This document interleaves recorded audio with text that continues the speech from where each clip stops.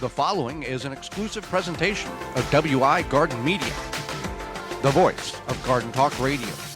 Well, Holly, one of the big topics of conversation in gardens right now across the country is, this is wrong with my tomatoes. Is this normal with my tomatoes? My tomatoes are doing this. How do I fix it? Is this healthy? I've got problems with my tomatoes. Well, you have problems, and we hopefully have solutions or some Out of the solutions. 4,000 problems, we're going to try to knock out about 3 or 4 of the most prolific, most popular ones here. So we can start with early blight, or... Yes, let's go with early blight. So early blight is typically when your tomatoes start to yellow at the bottom, and then slowly throughout the season, it continues to work its way up through the stem, and then eventually kind of just affecting the leaves too. The whole plant becomes yellow, the leaves die off, fall off, you've got stalk and you got tomatoes, but no leaves, and your plant's basically dead. This is from bad bacteria in the soil splashing up on the leaves and progressively working and infecting the whole plant. So there's a 3-part remedy for this, and all of us have probably got tomatoes planted in the ground, and if you haven't done these 3 steps, you can do them now. Number 1, trim the bottom 6 to 8 inches up the stalk of the leaves and the limbs to allow good air circulation beneath the plant and to reduce soil splash up. 90% of the problems the tomato plant's going to face is going to be with soil splashing up on the leaves in some way, shape, or fashion. And anything from the canopy that may be hanging over or getting close to the soil, trim that off. Getting your tomatoes up off the ground in a cage or trellis mechanism is going to reduce the early blight as well.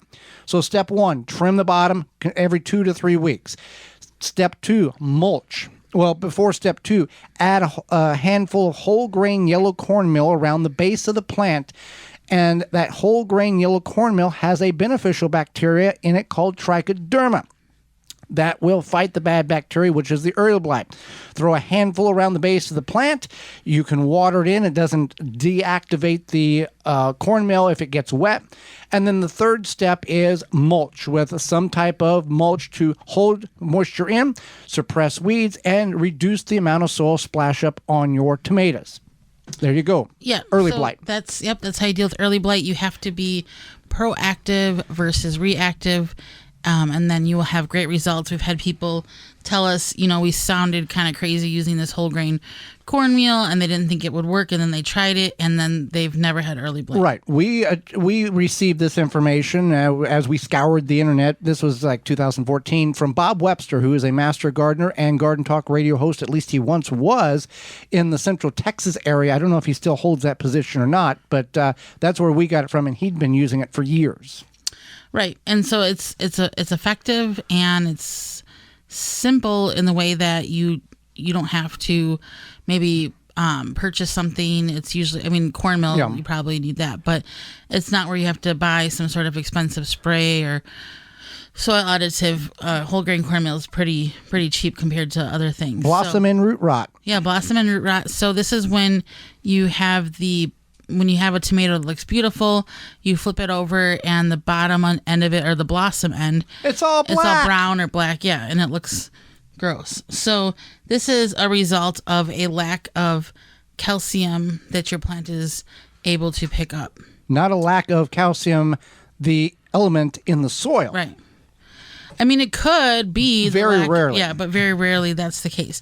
So blossom end root rot or blossom end rot is because of the fact that your plant's not accessing the calcium. So a lot of people get this because they'll plant their tomatoes, early summer, late spring, and then you'll have some rain, and then the rain won't happen, and then you have this blossom and root rot, and then people are like, add eggshells or add Tums, powdered milk. List goes on and on. Yeah. And then water it in, and it takes care of the problem. But the reason when you're watering it in, you are allowing that calcium back into the plant. Now, this doesn't fix the problem on the plant currently. If you've got a whole batch of tomatoes that are, look underneath it, they're black, then that's not, watering is not going to fix that batch of tomatoes. It will fix or greatly reduce the chances of you having the next growth of tomatoes. So you want to remove the tomatoes that are affected now, unless you want to try to salvage some of them, or you can have fried green tomatoes, whatever the case is. But watering consistently, and tomatoes from flower to fruit, based on it's 20 days for cherry and 30 days for beefsteak, give or take a little bit on either end. But consistent watering, drip irrigation system from DripWorks or Tree Diaper, use coupon code radio Garden15 to save 15% off at checkout. A number of ways in which you can hydrate your soil. Right. And you're going to fix it. Yep. So that's one. Let's talk about leaf curl, because everybody I'm seeing online has leaf curl. Yeah. So leaf curl it's not necessarily new, but it's spreading more rapidly. It wants to be popular like the other problems. Apparently.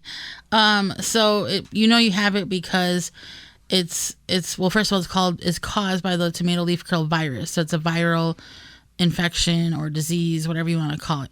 And so you'll get these plants that are stunted, and then the leaves will be small and they kind of curl upward. So if your leaves are curling downward, that might be a different experience. This is when they're curling upward, and a lot of times, like along the veins, there can be yellowing, or even along the outside, perimeter. The outer permanent parameter of the leaves. And then sometimes even they'll take on a bushy appearance. If you know that your tomato that you're growing is bushy, it might be a different problem, or it might not be a problem at all. But if it's like more of a viney tomato and you're experiencing this, could be leaf curl. So, you don't want to obviously have this happen. And a lot of times, if it happens, the flowers will be deformed, they'll fall off, you might not develop fruit, and it's very frustrating. So you can get disease-resistant varieties. That's one way to deal with the tomato leaf curl. And then the other thing is to plant immediately any tomato-free period or winter season. So planting them a little bit, not early, because if it's going to be too cold and make your tomatoes not live, that's too early. But if it's like, don't wait until 3 weeks after you should have planted them, especially if the viral disease is in your area. So it's a timely thing. Yeah. Also, whiteflies I don't know if they can spread it, but whiteflies can be a problem. So, yeah, you want to. Oh, yeah, they are a problem. Sorry. So if you know that the plants came from Florida, Georgia, Texas, California, and anywhere in Mexico. So say you buy from a big box store. Mm-hmm. A lot of times those plants are imported from other places, and that's when it's a problem. So if you see a tomato plant, you don't know where it's come from, and then there's whiteflies all over it, don't buy that plant. Right. Some of these manufacturers or growers will do regional, but yeah, you got to be careful where your source comes from. One other thing before we run out of time in this segment, cat facing. It's called cat eye. It's the bottom of the tomatoes. It's deformed. It's not round. It's not blossom end rot, but it's called cat eye or cat facing on the tomato. Is this a newer problem? No, it's people like, what's wrong with the bottom of my tomato? It's deformed. It's not round and smooth like a tomato is supposed to be. This is a disorder that occurs when weather conditions are interfering with the pollination of the flower and the fruit development. If the cold temperatures you're below 50, or it's hot and above 85 degrees, both in Fahrenheit, this can cause cat facing, a dramatic effect on the flower development. It's very rigid, gray areas. It's not rotten at all. It's just a very deformed looking bottom to the tomatoes. Now, in your heirloom variety tomatoes, you're going to have not so much the pristine, smooth, round bottom of the tomato that you would see in the store, but this is a dramatic difference in the two the two different types, an heirloom versus cat facing on a tomato due to improper or bad weather conditions. And there's not really much you can do about it. You can just work around. It's not going to make the flavor go, taste bad or anything. It's just going to look a little imperfection and just part of the thing. But it's not a problem. It's nothing that you've done. It's not an insect that's come in. It's just a temperature swing. And these plants, these vegetables, I know there's a lot of places in the country where it's super, super hot. Most vegetables, or peppers and tomatoes for this sake, tomatoes, once it gets about 85 to 90, they shut down. They won't produce. The pollen, it dries up.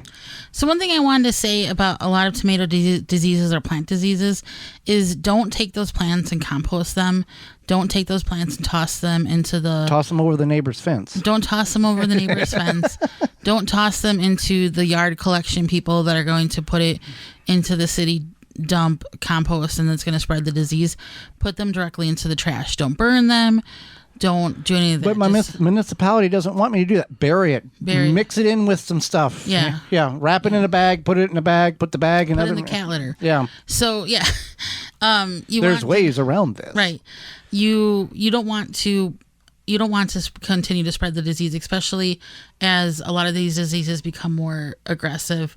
Unfortunately, you don't want to continue spreading them. Walton's Incorporated has the deal for you. If you are you like spices and tools in order to process animal or game, they have all that for you at waltonsinc.com. Yeah, just think about it. You can make some delicious snack sticks, jerky, any other meat product. Just a nice roast. Yeah, to your high standard. Not as what? A nice roast nice with roast. the seasoning. Yeah. Yeah. To your high standards, you want to make snack sticks that people will like instead of, going to the store and possibly paying an arm and a leg for them. You want to go to meatgistics.com, an informative site to help you make the best finished product. Walton's has everything, a full line of meat grinders, mixers, sausage stuffers. They have delicious spices that are through the company Excalibur Seasonings, and it's what the professional processors use, or like Joy said, roast, chili, what have you. And they have everything you need, everything but the meat. And that is, if you use code GROW50, you can save 10% off your orders of $50 or more, and that's at waltonsinc.com. For more information, please visit thewisconsinvegetablegardener.com.